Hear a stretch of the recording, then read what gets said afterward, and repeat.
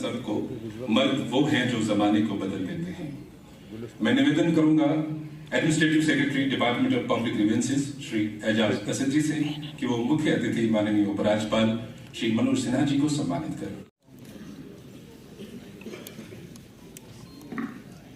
Good afternoon, everyone. Thanks to all our stakeholders who have contributed to this initiative through their support, guidance, and collaboration. Together, we have created a platform that from.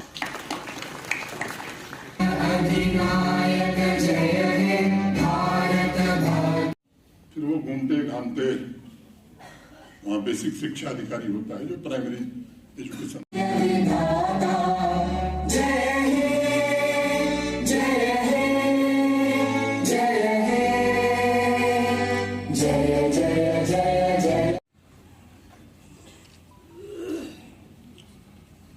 आपकी जोरदार तालियों के बीच बहुत शुक्रिया sir. Shri Ejaz Asad जी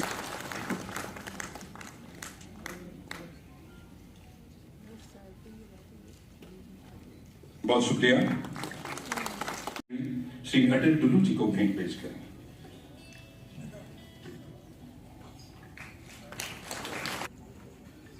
श्रीमती नरेंद्र जी से दोबारा निवेदन है कि वो secretary DARPG Shri V Srinivas ji को। नमस्कार माननीय उपराज्यपाल महोदय, माननीय मुख्य सचिव श्री, आदरणीय सभी एडमिनिस्ट्रेशन के साथ हमें इसमें एक लाभ दिखा कि जम्मू एंड कश्मीर सरकार से किसी भी तरह से जुड़े। एक तो लाभ ये था कि हमारा जब जहां जितना जैसा कहेंगे आपको उपलब्ध होगी। एक दूसरी चीज है कि टेक्नोलॉजी के मामले में सबसे पहले एक बात मैं कहना चाहूंगा कि एक ऐसी व्यवस्था जानबूझ करके यहाँ बनाई गई थी कि कॉन्फ्लिक्ट प्रोफिटियर्स का कारोबार चलता रहे। ई गवर्नेंस लागू होने के बाद यह व्यवस्था बदली है, भ्रष्टाचार के तंत्र पर भी शिकंजा कसा है और इसलिए आजकल कुछ लोगों को बड़ी तकलीफ हो रही है, वो बहुत दर्द में है। मैं उनकी पीड़ा समझता हूं, लेकिन मुझे उनसे कोई सहानुभूति नहीं है। मैं चाहता हूं कि यह पीड़ा और बढ़े, क्योंकि टैक्स पेयर्स के एक पैसे की कमाई जम्मू कश्मीर के नागरिकों के कल्याण में खर्च हो, ये माननीय प्रधानमंत्री जी की इच्छा है। यहां एक समय में पनपे और पोषित हुए भ्रष्टाचारी तंत्र कैसे बदला जाए, ये जम्मू कश्मीर प्रशासन का मैं समझता हूं कि सबसे बड़ा लक्ष्य है। प्रोजेक्ट अप्रूवल से लेकर इम्प्लीमेंटेशन में बेहतर पारदर्शिता की वजह से आम नागरिकों और प्रशासनिक मशीनरी में आपसी विश्वास, ट्रस्ट का भाव पैदा हो रहा है और ये प्रयास निरंतर प्रशासन कर रहा है कि इंक्लूसिवनेस, ओपननेस, रिलायबल और पीपल सेंट्रिक व्यवस्था कैसे कायम की जा सके, जिसमें हर एक व्यक्ति की सहूलियत, ईज ऑफ लिविंग को प्राथमिकता मिले। मेरे लिए व्यक्तिगत प्रसन्नता की यह बात है कि जम्मू कश्मीर का प्रत्येक नागरिक अपने सपनों और आकांक्षाओं को जीने की कोशिश कर रहा है और मैं मानता हूं कि प्रशासन के हमारे सभी साथियों की ये सबसे बड़ी उपलब्धि है। मैं पुनः एक बार देखे समाधान पोर्टल एवं समाधान ऐप ये है कि अब उन्हें भी मॉनिटर किया जा सकेगा जो सिस्टम की मॉनिटरिंग के लिए जिम्मेदार है।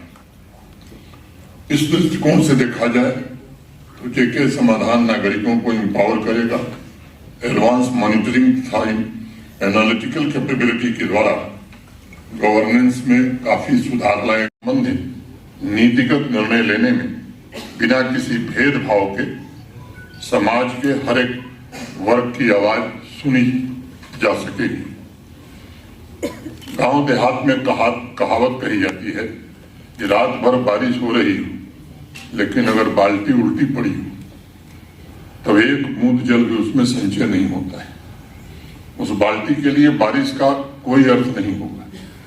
गवर्नेंस में भी आम जनता की आवाज वही बारिश की बूंदें हैं। अगर डिपार्टमेंट नागरिकों की आवाज का संचय नहीं करता है तो वह सुशासन के लक्ष्य से चूक जाता है।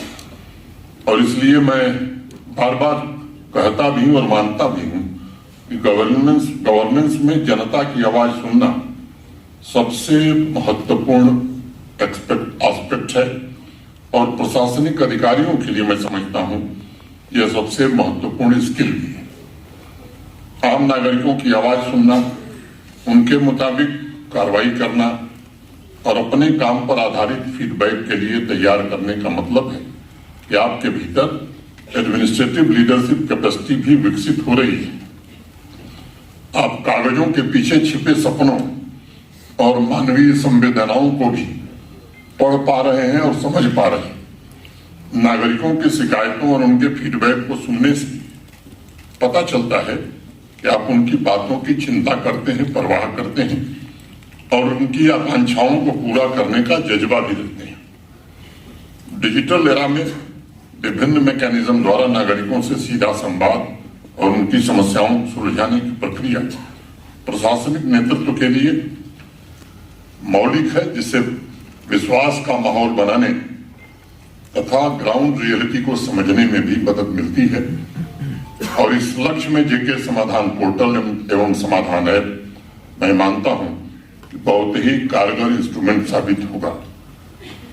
साथियों, हमारे देश के संविधान में अनुच्छेद 30 में मुख्य रूप से 3 लक्ष्यों पर प्रमुखता से प्रकाश हमारे संविधान निर्माताओं ने डाला है।